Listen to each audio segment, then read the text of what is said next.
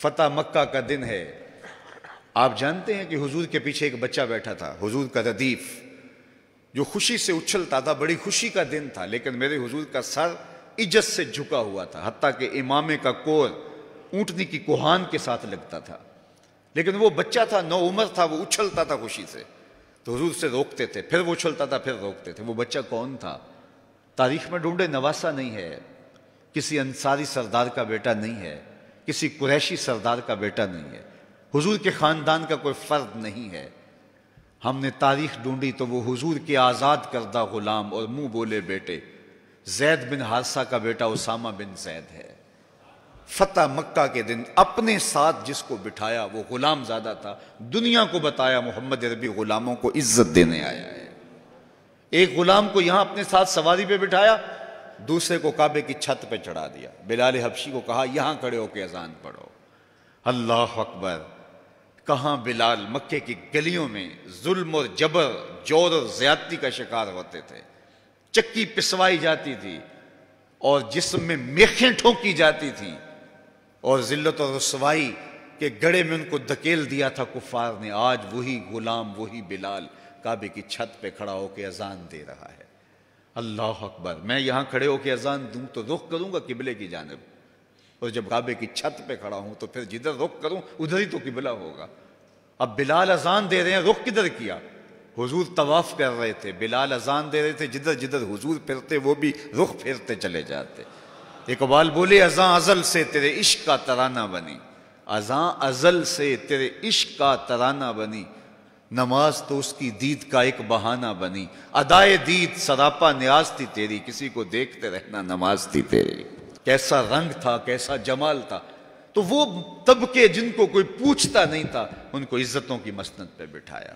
غلاموں کو تو بیڑیوں میں جکڑ کے لایا جاتا تھا۔ انسان انسان کے اوپر حاکم بنا ہوا تھا اور انسان کی تذلیل ہوتی تھی، اور میرے حضور کعبے سے مخاطب ہو کے کہتے ہیں کہ تیری بڑی عزت ہے، لیکن فرمایا کہ مسلمان کی عزت، آبرو اور اس کا خون تیرے سے زیادہ قیمتی ہے۔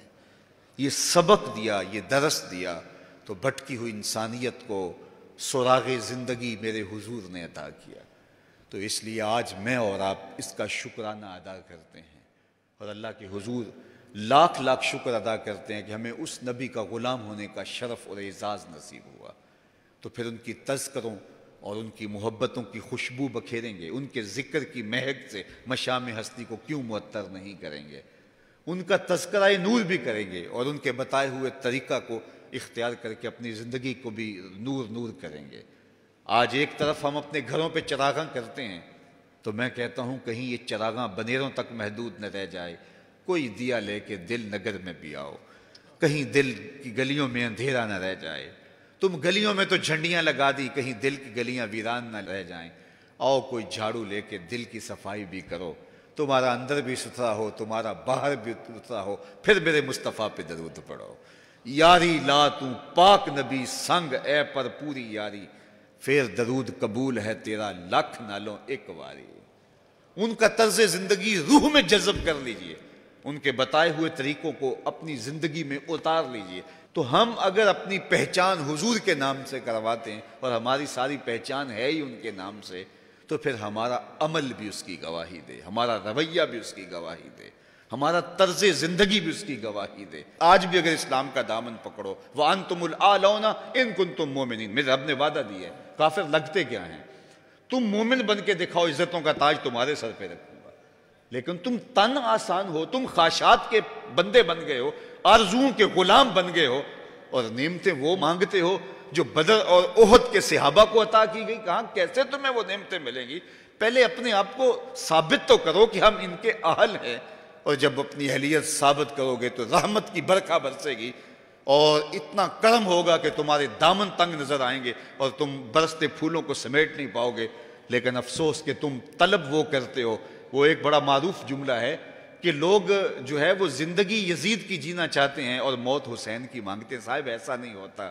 اگر حسین ابن علی جیسی زندگی گزاریں گے تو پھر ان کے مراتب رفیع کا حصہ نصیب ہوگا، لیکن اگر ہم اپنی خواہشات کی زندگی گزاریں گے اور کہیں گے کہ ہم چونکہ مسلمان ہوتے ہیں لہذا ساری نعمتیں ہمیں دی جائیں، ہم جھوٹے ہیں، ہم مکار ہیں، ہم 2 نمبر مال بیچتے ہیں، ہم جو چاہیں کریں، ہم وعدہ خلافی کریں، لیکن ساری عزتیں ہماری جھولی میں ہونی چاہیے، مسلمان جو ہوتے ہیں۔ لیکن ایسا نہیں ہوتا، اس کا وعدہ ہے تم مسلمان عملاً بن کے دکھاؤ، عزتوں کا تاج تمہارے قدموں تلے ہوگا۔ یار آج تو تم 1 ارب 40-50 کروڑ ہو، وہ زمانہ بھی تھا جب تمہاری تعداد صرف 313 تھی اور تمہارے پاس تلواریں بھی ٹوٹی ہوئی تھیں، لیکن ہم نے تمہیں وہ عزتوں کی مسند دی کہ زمانہ تمہارے اوپر رش کرتا تھا۔ تو آج اگر تم اس کے ہو کے دکھاؤ اور اس کے بن کے دکھاؤ تو میں تمہیں عزتوں کے تاج پہنا دوں گا۔